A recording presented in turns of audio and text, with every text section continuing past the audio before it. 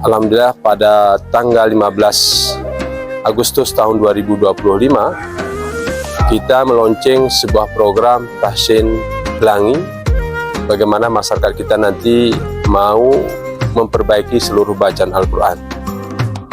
Dan yang terpenting adalah hari ini ada syiar melalui Radio Republik Indonesia yang disiarkan nanti secara langsung setiap Senin malam Selasa melalui Masjid Agung Ruhama, dan nanti masyarakat kami silakan hadir, kepala dinas, camat, silakan semua hadir di Masjid Ruhama sehingga nanti kita dapat melaksanakan secara langsung.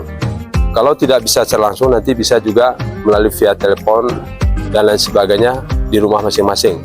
Bisa saja itu adalah makna daripada siaran langsung, boleh langsung hadir ke Masjid Ruhama, boleh juga melaksanakan di rumah masing-masing. Alhamdulillah pagi ini kita berada di Masjid Agung Ruhama Takengon mengikuti launching Belangi Tahsin Al-Quran yang langsung dilaksanakan oleh Bapak Bupati dan hadir tokoh-tokoh intelektual dari Banda Aceh, dan antaranya adalah Wakil Rektor Unsia. Kita menyambut baik, ini langkah yang luar biasa. Secara provinsi kita menggerakkan di tingkat anak-anak. Jadi kita sudah melaksanakan launching beberapa bulan lalu, termasuk di Takengon untuk anak-anak sekolah dan madrasah 15 menit sebelum belajar mengaji. Hari ini Pak Bupati lebih tinggi lagi untuk bapak-bapak, ibu-ibu yang sudah dewasa. Anak-anak kita sudah mulai 15 menit sebelum belajar tiap hari di setiap madrasah dan sekolah di Aceh.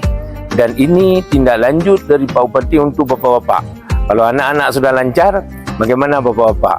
Supaya tidak malu di depan anak, melalui radio kita dengar di rumah. Ini luar biasa. Karena pesan Allah, warattilil Qur'ana tartila. Jadi Al-Quran itu harus dibaca dengan tartil, dengan bagus. Mudah-mudahan dorongan Pak Bupati ini menjadi contoh bagi bupati-bupati lain di seluruh Aceh.